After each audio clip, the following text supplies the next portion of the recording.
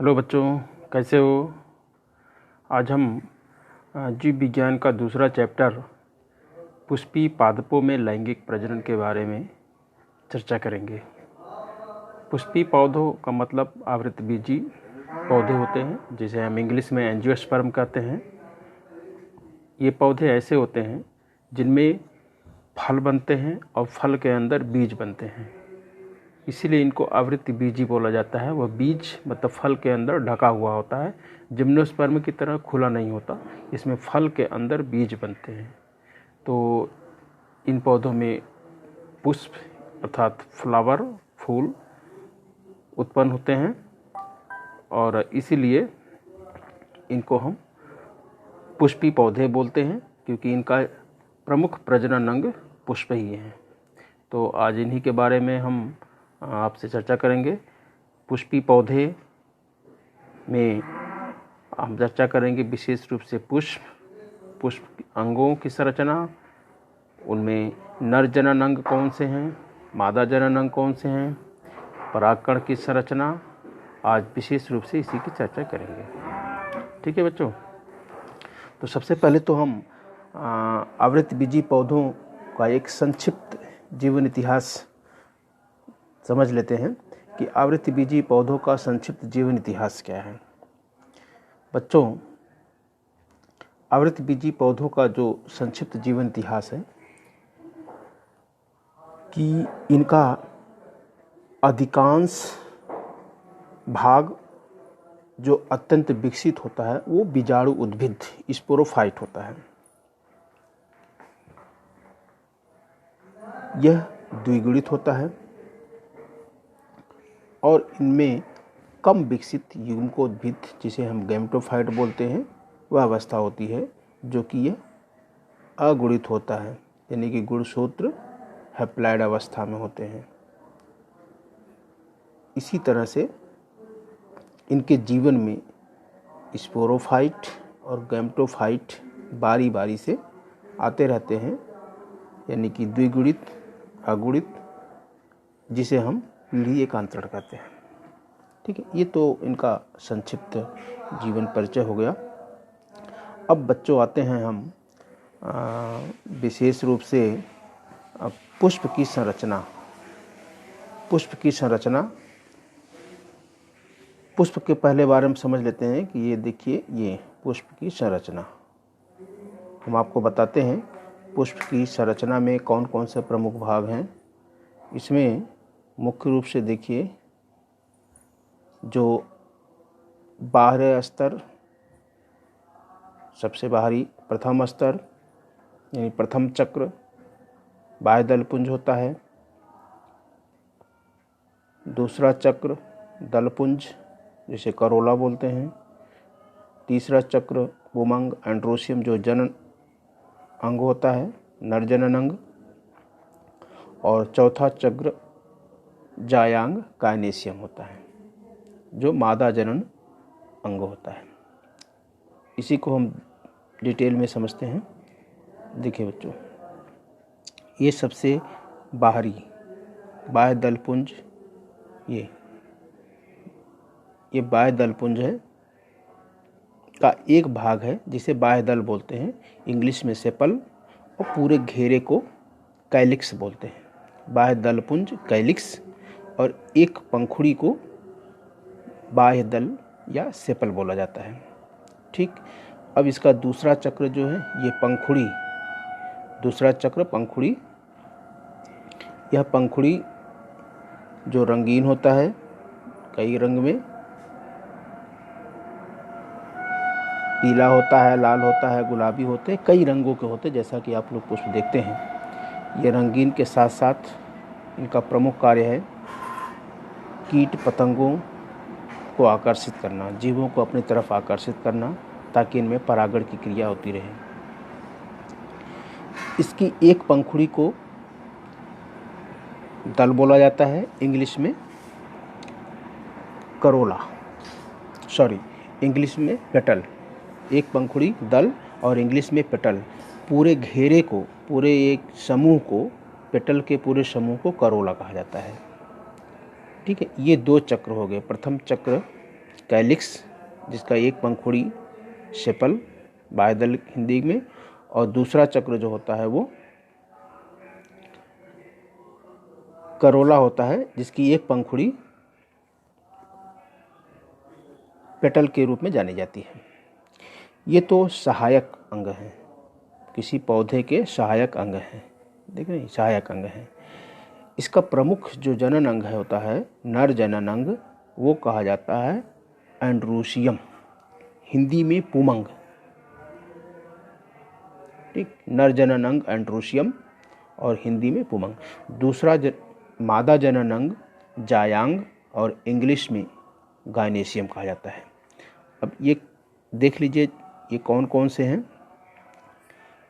ये जो देख रहे हैं बच्चों, ये लंबी लंबी हैं, ये हैं नर जनन, जिसे हम बोलते हैं एंड्रोशियम। ये पुंकेसर, इसमें ये एंथर है, फिलामेंट है।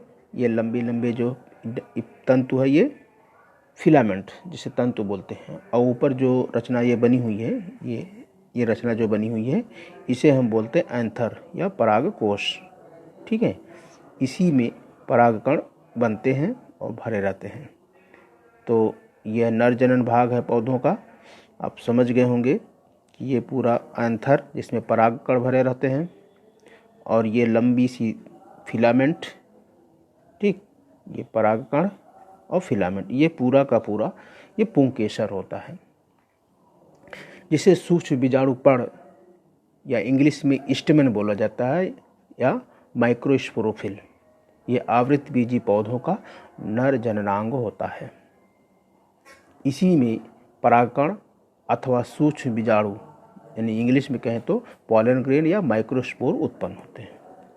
ठीक, तो ये हो गया पौधों का नर जनन भाग। मादा जनन भाग में बच्चों देखो, ये विशेष रूप से ये देख रहे हैं, बीच में मादा जनन भाग होता है, जिसे हम गायनेशियम कहते हैं। यहाँ से देखिए ये पूरा ये फूला हुआ भाग, ये जो ओवरी है, ओवरी, ये पूरा स्टाइल लंबा सा, और यहाँ पर स्टिग्मा।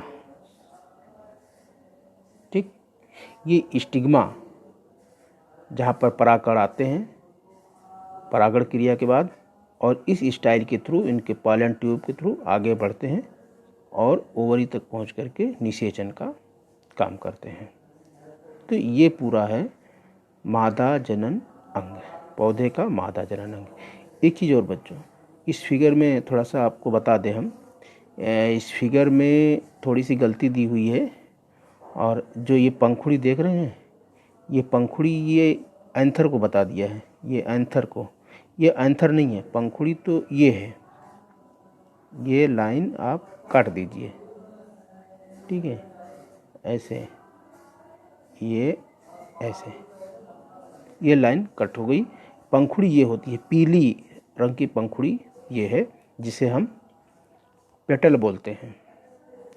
और परागकोश, ये पंखुड़ी को दिखा दिया है, तो परागकोश ये है, ठीक, जिसे एंथर बोलते हैं। ये परागकोश यानी परागकणों का पूरा ये कोश होता है, संरचना होती है। इसके बारे में डिटेल में हम जानेंगे, ठीक है। वर्तिकाग्र जिसे स्टिग्मा, ये वर्तिकाग्र है, ये सही है, बताया है। वर्तिका जिसे स्टाइल बोलते हैं, ये लंबी सी रचना, ये लंबी पीली पीली रचना ये है, ये सही है। और ओवरी, लास्ट में ओवरी जो गोल सी रचना है बेस में, वो ओवरी होती है। तो ये हो गया पौधे का नर जनन और मादा जनन अंग, ठीक है, जिसे अंडाशय ओवरी बोलते हैं। ये हुआ, ये है अंडाशय। एक बार फिर आपको बता दें, ये पूरा अंडाशय, ये जो घेरे में है ये पूरा अंडाशय है, ये अंडाशय, ठीक। अब हम आगे चलते हैं। आगे आवृतबीजी पौधों में विशेष रूप से इन्हीं एंड्रोशियम और गायनेशियम के आधार पे इनका प्रजनन होता है। अब बच्चों देखो, निषेचन के पूर्व कौन सी घटनाएं होती हैं और क्या क्या संरचना है।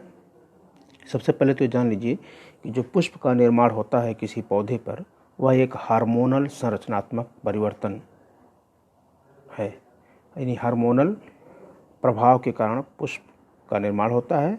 और यह मुख्य रूप से ये मॉडिफाइड सूट है, यानी कि प्ररोह का रूपांतरित रूप होता है पुष्प। ये याद रहे, पुष्प प्ररोह का ही रूपांतरित रूप है।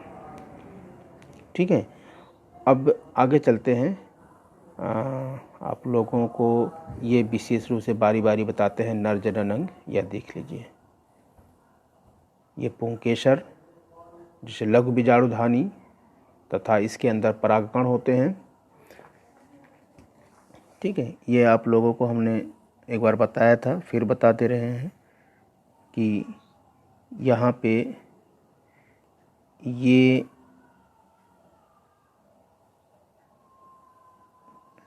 एक मिनट, ये लंबा लंबा ये फिलामेंट जो है, ये फिलामेंट कहलाता है। और ये गोल सी रचना, ये गोल सी रचना, ये पूरा एंथर है जिसमें पराग कोष भरे रहते हैं।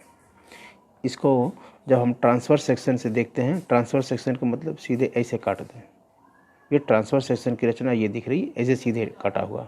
तो ट्रांसफर सेक्शन में इसमें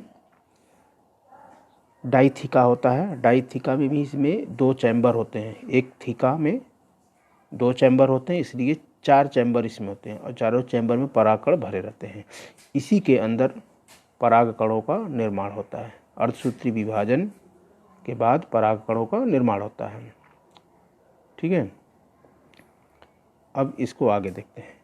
जो परागकण हैं वो परागकोश में बनते हैं अर्धसूत्री विभाजन के बाद, और विशिष्ट रूप से पुंकेसर के 2 भाग होते हैं, बताया हमने। लंबा पतला भाग तंतु फिलामेंट होता है जो द्विपालिक डाइथिकस होता है, जिसे हम परागकोश कहते हैं, और उसके ऊपर का भाग एंथर परागकोश कहलाता है। ठीक है, एक आवृतबीजी जो परागकोश होता है वो द्विपालित होता है। प्रत्येक पाली में 2 कोष्ठ होते हैं, यानी कि द्विकोष्ठी डाइथिकस होते हैं। प्रायः एक लंबा खाँच कोष्ठ को अलग करते हुए लंबवत हो जाता है, और उत्कों व अन्य संयोजनों के आधार पर ये 2-2 चैम्बर में बटा रहता है। इस तरह से परागकोश द्विपालित प्रकृति और परागकोश के अनुप्रस्थ काट में चैम्बर दिखाई देते हैं। तो परागकोश एक 4 दिशीय संरचना होती है जिसमें 4 कोनों पर लघु बीजाणुधानी समाहित रहते हैं, जो प्रत्येक पाली में 2 होती है। यही लघु बीजाणुधानी आगे विकसित होकर के पॉलन सैक्स बनाती हैं। अब परागकोश की लंबाई या पराग अलग अलग होती है, हर स्पीसीज में, पौधों में अलग अलग आकार की होती है। इसमें जो संरचना होती है, जो लेयर होती हैं, उसको ज़रा ध्यान से समझ लीजिए कि बाहरी लेयर एपिडर्मिस होती है, उसके बाद एंडोथीसियम, फिर मिडिल लेयर, फिर टैप्टम। जो एंथर के अंदर जो ये संरचना होती है, 4 लेयर, बाहरी, फिर से ध्यान से सुनिए, बाहरी एपिडर्मिस बाह्य परत, दूसरा परत एंडोथीसियम, और तीसरा जो होता है मिडिल लेयर मध्य परत, और चौथा टैप्टम अंदर की ओर होता है। तो 3 परतें जो हैं बाहर वाली, एपिडर्मिस, एंडोथीसियम और मिडिल लेयर, ये इसकी एंथर परागकोश की सुरक्षा का काम करते हैं, और जब मैच्योर हो जाते हैं तो डेhiscence प्रस्फुटित होने में, इसको अस्फुटित होने में, फटने में मदद करते हैं। जो अंदर वाली एक परत है टैप्टम, यह पराग कणों को नरिश का काम करती है, पोषण का काम करती है। ये विशेष रूप से इसका जो साइटोप्लाज्म होता है डेंस होता है, घना होता है, और ये नरिशमेंट का काम करती है पराग कणों को। ये विशेष रूप से याद रहे कि टैप्टम का काम है पोषण करना, किसको? परागकणों को। ठीक है, तो अब आगे बढ़ते हैं। ये देखिए विशेष रूप से ये संरचना यहाँ पर, ये पराग कोश एंथर को दिखाया है। इस तरह से ये संरचना होती है। 4 चैम्बर देख रहे हैं, ये 4 चैम्बर देखिए आप। ये मैं थोड़ा सा और आसानी से दिखाऊं, इस तरह से।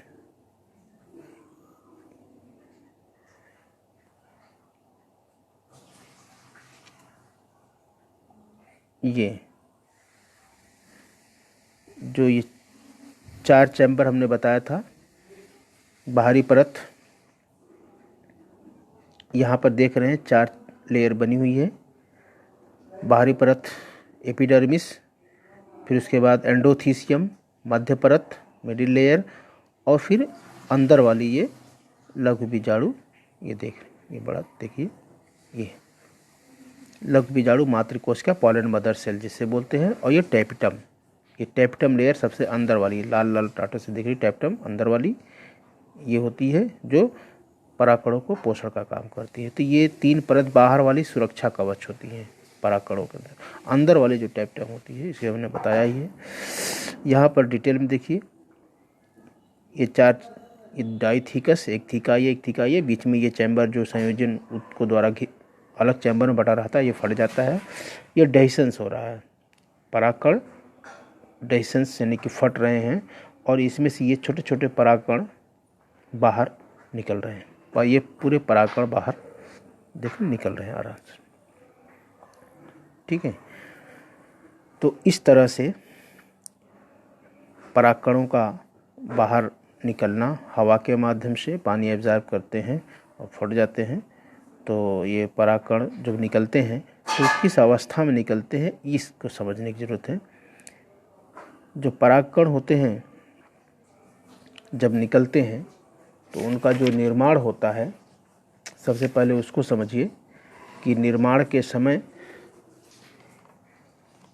ये पॉलन मदर सेल यानी कि परागकण मातृकोशिका जो डिप्लॉयड होती है, उसी को सूक्ष्म बीजाणु मातृकोशिका भी बोलते हैं।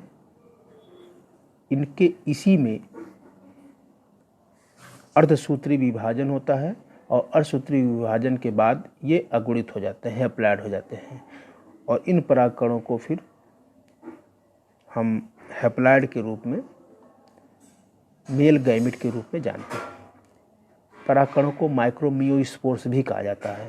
तो याद रहे, परागकणों को मेल गैमिट या माइक्रोमियोस्पोर्स के नाम से भी जाना जाता है। ठीक है, और ये कहाँ बनते हैं? सूक्ष्म बीजाणु धानियों में होते हैं,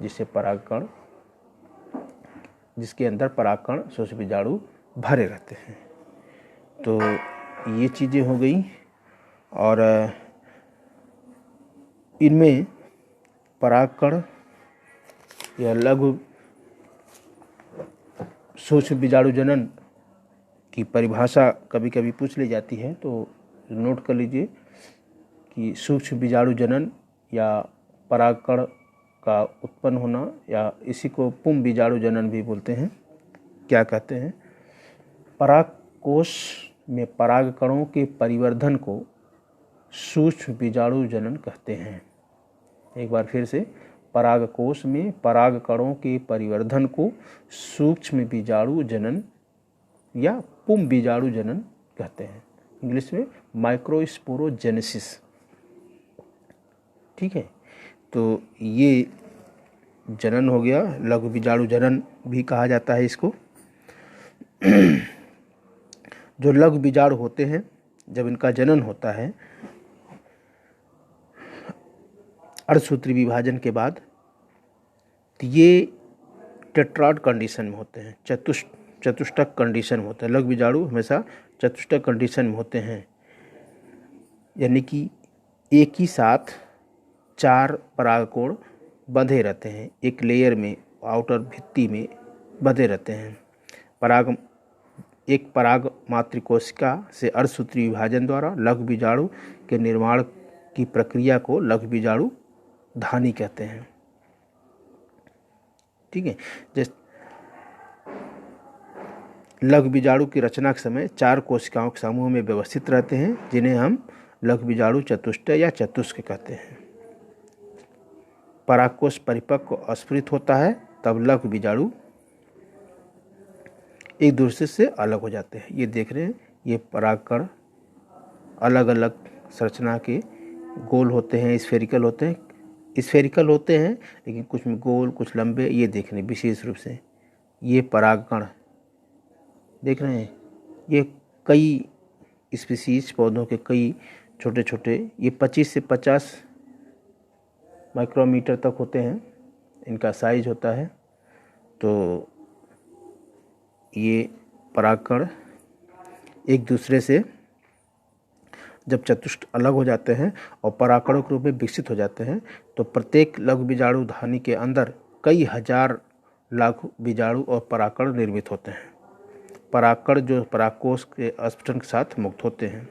अब परागकण विशेष रूप से नर युग्मकोद्भिद यानी मेल गैमेटोफाइट परागकण को कहा जाता है। पॉलन ग्रेन्स, माइक्रोस्पोर या इसी को मेल गैमेट कहते हैं। ठीक है। देखिए, ये विशेष रूप से यहाँ पे एक परागकण की संरचना, इसमें देखिए जब ये बाहर निकलते हैं परागकोश के, तो 2 कोश की अवस्था में निकलते, 2 सेलेड स्टेज। विशेष रूप से 60% पौधों में 2 सेलेड स्टेज में बाहर निकलते हैं, और 2 सेलेड जो होता है उसमें एक होता है वेजिटेटिव सेल और दूसरा होता है जनरेटिव सेल्स। 40% पौधे ऐसे होते हैं जिनमें 3 कोश की अवस्था विकसित हो जाती है, तब ये परागकोश से निकलते हैं। तो जो 3 सेल होते हैं कौन कौन से होते हैं? एक वेजिटेटिव सेल तो होता ही है, जो जनरेटिव सेल होता है वो 2 मेल गैमेट में बदल जाता है, 2 मेल गैमेट को उत्पन्न करता है, इसलिए 3 कोश की संरचना में ये बाहर डिस्पर्स होते हैं। तो मोस्टली ये 2 ही सेल होते हैं 60% में। ये देखिए पराग, एक वेजिटेटिव सेल है यहाँ पे। अब परागकण सामान्यतः गोलाकार गोली होते हैं, जिनका व्यास लगभग 25 से 50 माइक्रोमीटर होता है, ये बताया हमने। और सबसे इम्पॉर्टेंट चीज़ ये है कि इसमें जो स्पष्ट रूप से 2 परतों वाली भित्ति होती है। सबसे कठोर बाहरी भित्ति को बाह्यचोल, जिसे इंग्लिश में एक्साइन कहते हैं, स्पोरोपोलेनिन से बनी होती है। किसकी बनी होती है? स्पोरोपोलेनिन की बनी होती है, जो सर्वाधिक रेजिस्टेंस प्रतिरोधी पदार्थ की बनी होती है, कार्बनिक पदार्थ की बनी होती है। यह उच्चतम ताप को सहन कर सकती है।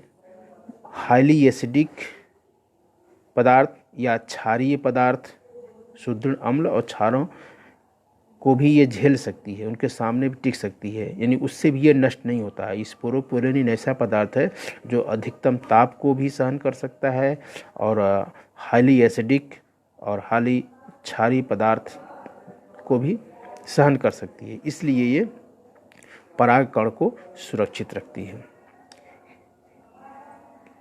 परागकण में एक चीज़ और है कि जो स्पोरोपोलेनिन होता है पूरे चारों तरफ लेयर में नहीं होता, बल्कि एक जगह ये एब्सेंट रहता है, जहाँ से कि जनन पोर बोलते हैं, जनन छिद्र बोलते हैं।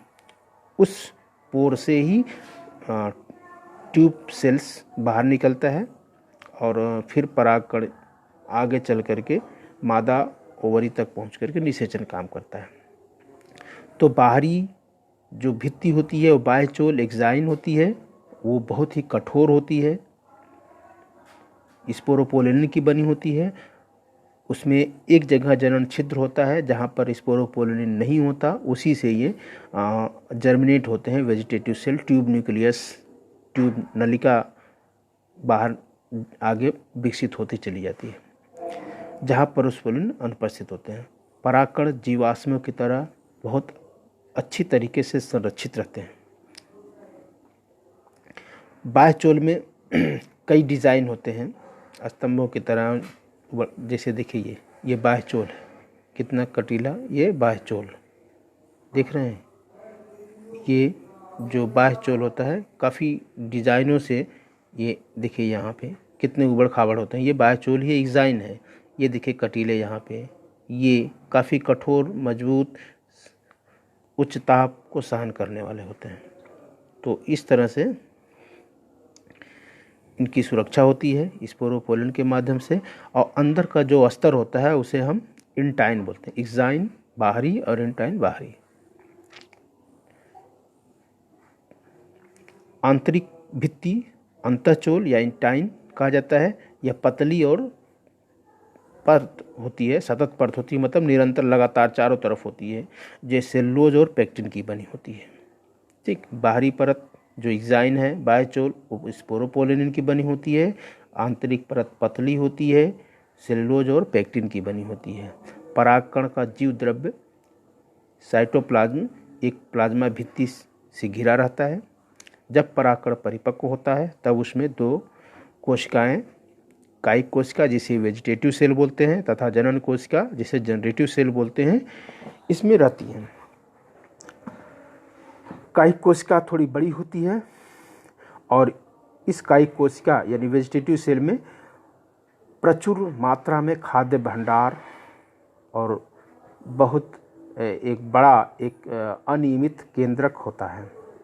और जनन कोशिका थोड़ी छोटी होती है। कायिक कोशिका के जीव द्रव्य में तैरती रहती है। यह तर्क आकृति घने जीव द्रव्य और केंद्रक वाला होता है। जैसा कि हमने बताया बच्चों कि 60% से अधिक आवृत्त बीजी पौधों के परागकण दो कोशिकीय चरण में ही झड़ते हैं। उनका जो परागण होता है वो दो सेलेड स्टेज में होता है, एक वेजिटेटिव सेल, दूसरा जनरेटिव सेल। जबकि 40% पौधों में ये 3 कोशिकीय अवस्था में झड़ते हैं, यानी परागण होता है। वेजिटेटिव सेल तो रहता ही है, लेकिन जनरेटिव सेल 2 मेल गैमेट का निर्माण कर चुका रहता है। तो इस तरह से 2 नर युग्मक जनरेटिव सेल से बनते हैं। ठीक है, एक चीज़ और परागण के समझ जानिए बच्चों कि ये जो परागण होते हैं उसका कुछ नुकसान भी है। फ़ायदा तो है कि ये पुष्पों में परागण से फल बनते हैं और कई पश्चिमी देशों में इनका एक और यूज होता है कि ये परागकण काफ़ी एनर्जेटिक होते हैं, न्यूट्रिशियस होते हैं।